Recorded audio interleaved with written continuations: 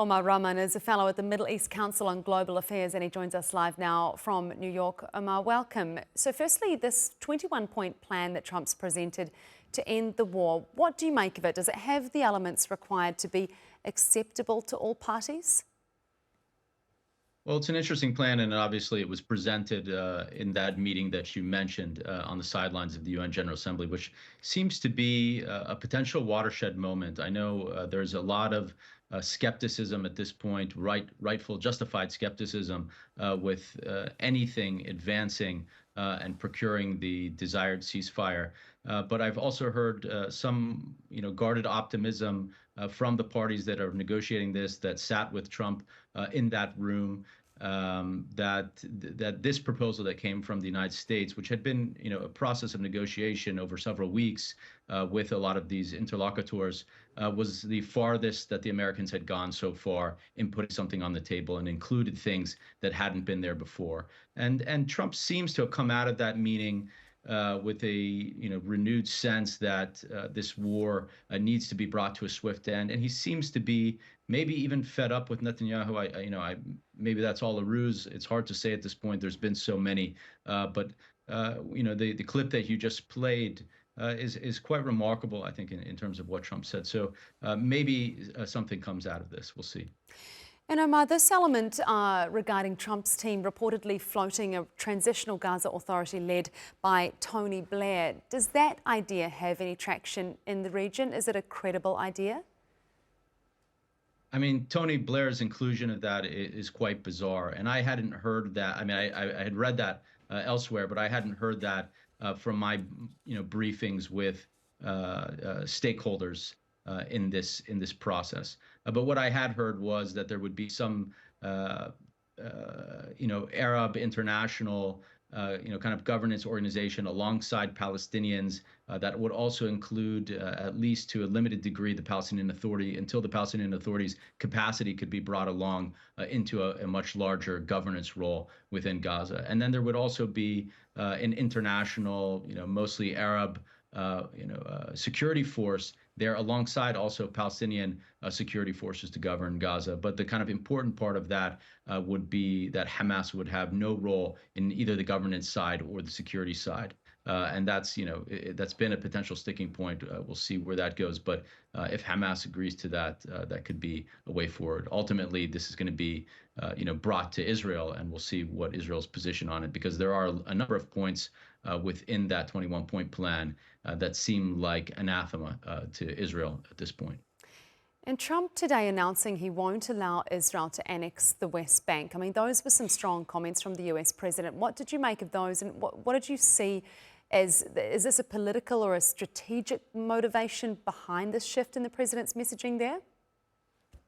Yeah, I mean, it was strong words and surprising words to come from Trump, considering he's, backed a lot of these kind of annexationist trends from the Israelis over time. But again, I think Trump is waking up slowly, but waking up to the fact that American strategic interests in the Middle East are being threatened by Israeli behavior and the growing isolation of Israel and the United States along with it for supporting it on the international stage. And we saw what happened at the UN. We see this growing consensus globally that what Israel is perpetrating right now is a genocide. And there's been a huge, diplomatic wave against that and for a Palestinian state. And so I think, Trump and he, in that meeting with those Arab and Muslim leaders, I think he, got a serious talking to and a kind of a dose of reality that these states are taking this extremely seriously.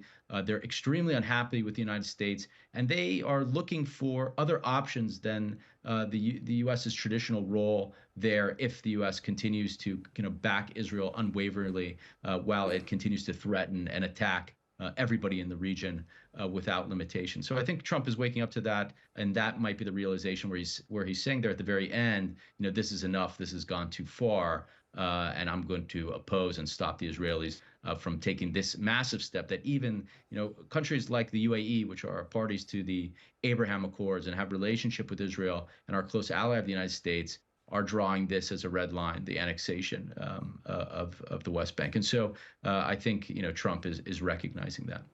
And just finally on that, Omar, what is Trump able to do to stop Netanyahu from annexing the West Bank? Like, what kind of levers does he have when there's such a significant amount of domestic pressure by the ministers in the far-right government for Netanyahu to do this? Yeah, I mean, Trump would face a serious battle over this. I mean, America has a tremendous amount of leverage over Israel, but Israel wields leverage within American politics, within Washington, within the Congress. And you should see, from the top down, the people that surround Trump and speak in his ear every day, and the people that make up his, his Defense Department or his Department of War and his Department of State are very closely aligned with the Israelis. So it's very tough to oppose them, and they can punish you using their proxies and their supporters in the United States. And so Trump has been vulnerable to that. At the same time, the United States has a tremendous amount of leverage over Israel.